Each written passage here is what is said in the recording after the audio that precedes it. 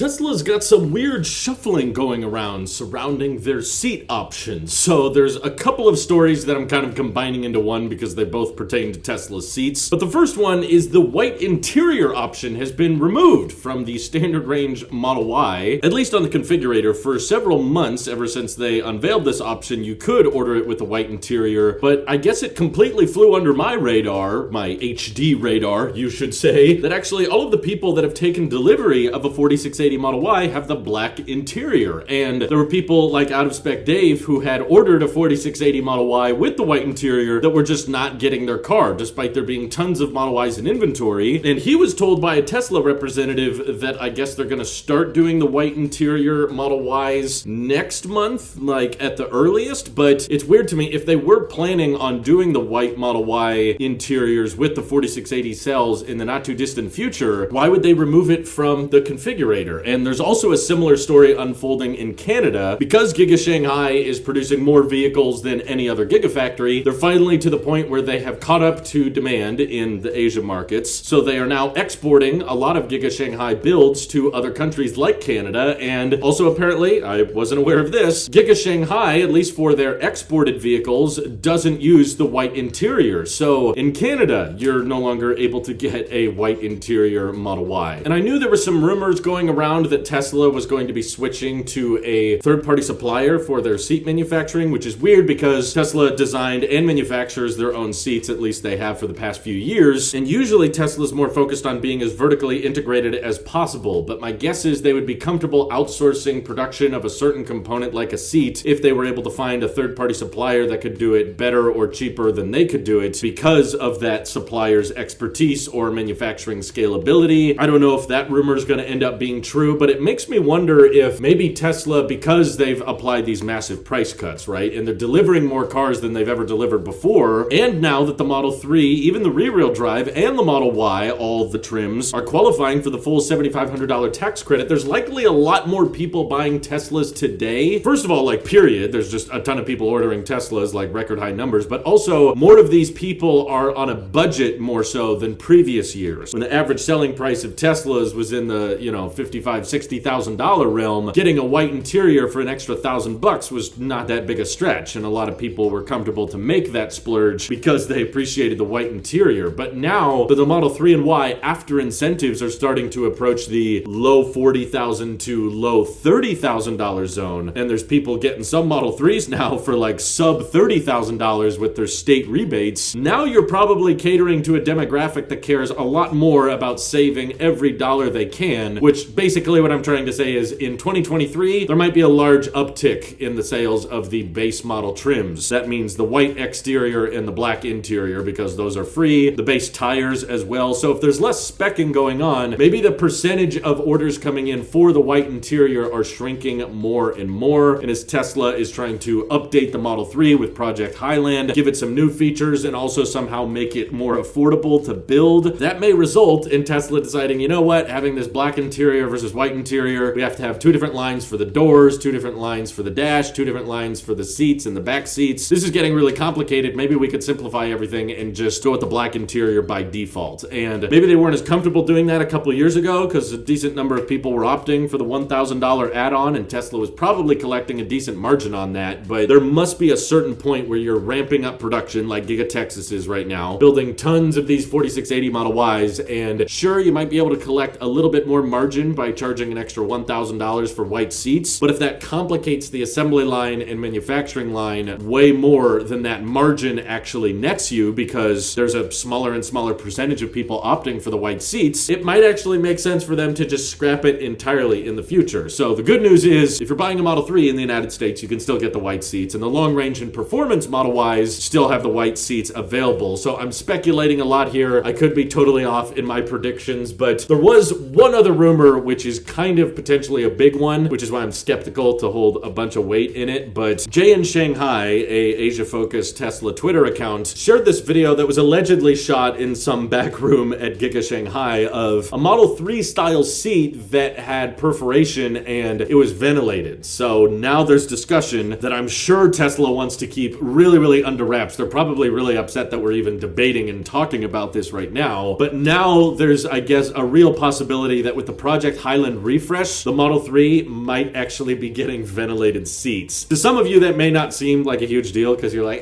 there's ventilated seats on really cheap cars. Like, yeah, duh, Tesla should have had this years ago. So you may not think of it as a big deal, but here's personally why I do think Tesla really wants to keep this under wraps. Is because, for one, the Model 3 inventory is already growing really, really high. At this point, I think Tesla is still technically building up Model 3s. They haven't quite shut down the assembly line yet for all of the upgrades. They filed paperwork to upgrade the assembly lines, but I don't think they've done them yet. And because of all of these rumors surrounding Project Highland, I think that's causing a little bit of a drop-off in Model 3 sales. So Tesla's having to knock off more and more money off of these Model 3s to try to get people to buy them, which is why I wouldn't be shocked if we see another round of price cuts, or at least inventory discounts maybe. Maybe not on the configurator, they'll lower the price, but if you buy one from inventory, they might start offering better deals. They might start including, here, have 2 or 3 months of full self-driving, or we're just gonna knock $1,000 off. Or they could improve the referral credits you get if you order one using a referral code, because obviously it starts to become a liability for Tesla for them to keep holding on to all of these Model 3s. But I think a lot of people are waiting for this rumored refresh now that the leaked photos have come out and we've seen that it doesn't have the gear stocks and it's going to rely on the display. So if it's copying that Model S feature, I think a lot of people are now speculating what else is it going to copy from the Model S. And ventilated seats, in my opinion, is one of the biggest reasons to opt for a Model S or X over a Model 3 or Y, especially if you live in a warm climate. Having seats that can cool you down. I tried it out just a couple months ago in a Tesla showroom, and oh my god, it's such a cool thing. And I know it's pretty standard in other vehicles, but it hasn't been in Teslas for a long time, and a lot of people don't want to go outside of the Tesla ecosystem simply because they want the supercharging, they want it to be all electric, they want the software, they like the minimalistic interior. You're not really going to get that with any of the competitors. So you want that full tax credit, you want an all-electric car, and you want the ventilated seats, but you're just not willing to pay the 90 grand for it that you would have to pay to get a Model S or X. So if people start finding out that if you wait just a couple more months, you could get a ventilated seat in your Model 3, not only do I think that could tank the sales of the Model S or X, which are already not selling terribly well because of their high price and because the Model 3 and Y are so much more affordable, but I also think this could potentially start to Osborne the Model Y. Because I think it's pretty obvious, right? The Model 3 and Y share so many components from the beginning. If the Model 3 gets ventilated seats, it no longer becomes an if, but when for the Model Y also getting ventilated seats. I think that should be pretty obvious. But at least according to the rumors, the Model Y is not about to be imminently refreshed. The Model 3 has been around for a long time, and they haven't changed that much with it, and everybody's just opting for the Y because it's the crossover, it's the more popular vehicle segment, it's the newest Tesla, so that's just what most people are comfortable buying. Model 3 is in need of a refresh to spark more interest, but I think a lot of people might hold off on buying a Tesla, even if they're not in the market for a Model 3, simply because they'll say, well, the Model 3 got ventilated seats. That must mean the Model Y is getting ventilated seats in the not too distant future, so I'm just going to wait for that. And then Tesla could find themselves in a really, really bad predicament, because then you would have multiple gigafactories ramping up production like Giga Berlin, Giga Texas, and Giga Shanghai, building as many Model Ys as they can, and yet demand for them might start declining. Not because people don't actually want it, it's just because they're going to be waiting for this imminent refresh. They're like, well, the Model 3 got refreshed, so the Model Y is going to get refreshed, what, next year? I'll wait till next year. And Tesla might not be ready to refresh the Model Y next year. I don't know if their suppliers for the seats, or components at least that you need for the ventilated seats, are going to be ready by then, and that could cause a really, really bad Osborne effect for them. That's probably why this is one of the worst potential leaks for Tesla, like the leak that they ditched the gear stocks on the Model 3. That's like a controversial one. Like, I don't think a lot of people are going to hold off on buying the Model 3 just so they can have blinker buttons on their steering wheel and change direction on the display. If anything, some people might be incentivized to buy a Model 3 now while it still has gear stocks, and they'll be like, no, please, let me keep the gear stocks. But ventilated seats is definitely a way less controversial thing. Everybody kind of wants those. Even if you don't have a use for them, it's not going to hurt anything by being there. Unless, of course, Tesla's so worried about the Osborne effect with this refreshed Model 3, and I'm willing to go out on a limb and say that if they do get ventilated seats, definitely expect a price hike. I think there's a very real chance that if it's taking so many features from the Model S and X, that it's probably going to affect the sales of the Model S quite a bit, because the Model S is going to be a bit less desirable once the Model 3 gets a more luxurious interior. Then they'll probably compensate for it by increasing the price by quite a bit. Or another hypothetical I have in my mind that might be a bit crazy, but it could be a better way to avoid the Osborning effect, is Tesla refreshes the Model 3 with that updated headlight design, the updated front, the no gear stocks gearbox, the ventilated seats, the updated steering wheel buttons and everything, but they only bring that refresh to like the performance Model 3. And then if you go with a long range or a standard range, then it still has the more dated design and it doesn't get the ventilated seats and it still has the gear stocks. Maybe they do it like that to incentivize a bunch of people to drop, I don't know, maybe a bunch of people will drop 55,000 or 60,000. They won't even care about the federal tax credit at that point, and they'll take a much higher profit margin on that Model 3. And with time, they'll eventually work down that updated design to the long range and the standard range, but that might complicate the factory line a lot, so that's probably not a great idea. But the leaked ventilated seat is black, and with all of these removal of white interiors across the world, it makes me wonder if, like, the entire rumor surrounding Project Highland that originally dropped last year was that it's supposed to make the Model 3 more desirable, but also more cost-effective. Ventilated seats is definitely not going to be more cost-effective, so it makes me wonder if Tesla's going to find a way to incorporate the ventilated seats, but maybe it comes at the cost of simplifying the interior by no longer offering the white seats, which, that hurts my heart because I love the white interior on my car. I think it's absolutely beautiful, but yeah, from a functional standpoint, it's not that helpful. I guess it keeps the interior a little bit cooler, but that's not a great reason to keep it around if you're trying to streamline manufacturing. And it's also not unlike Tesla to include hardware, but not let you activate it. They could paywall the cooled seats, but just include the hardware with every vehicle. And maybe Tesla's mindset is, well, you can subscribe to cooled seats for, I don't know, $10 or $20 a month during the summer, and then you can cancel it during the winter months when you're not going to be using those. I don't know. I just think it's way too good to be true to imagine a scenario where the Model 3 prices don't go up much, and they get ventilated seats, and the Model Y doesn't. That feels like it's a really great deal for us sedan enjoyers, but probably going to cause a lot of negative side effects to the rest of the Tesla lineup. And still, because it's a crossover and everything, I think the Model Y, regardless of if the Highland has the single-piece castings or not, is probably going to be thicker margins than what the Model 3 could eventually offer. Model 3 will probably have thick margins at first when they refresh it because it'll be brand new and flashy and it'll be the cool new kid on the block, but that only lasts for a year or two. And then after that, they're going to have to start cutting prices again to get more people on board with it. So I'm even more curious now what the future of the Model 3 has in store, but I'm willing to admit the cooled seats was a huge reason I was interested at all in the Model S or X. And yes, if in the future it's possible for you to get cooled seats on the Model 3 and Y, my interest in opting for the Model S and the X someday drops quite a bit. Like, yeah, I'd be a lot more tempted to just get a newer Model 3 in the future if I knew that it had the ventilated seats. That's going to be a lot cheaper and probably a lot more efficient than buying a Model S or X, a much larger vehicle. So there's a lot of what ifs right now and a lot of things we don't know, but I love speculation. And if you don't like speculation, don't watch this channel because that's what we do here. So why don't you speculate along with me? What do you guys think Tesla's planning? Is the white interior sticking around, or do you think they're going to scrap it for the sake of manufacturing efficiency in this new age as Tesla is approaching multi-million vehicle deliveries per year? All that good stuff. Let me know your thoughts down in the comments below. And thank you to everybody supporting this channel directly. Seriously, helps us out a ton, as does just watching these videos. So thanks again. Have an excellent rest of your day.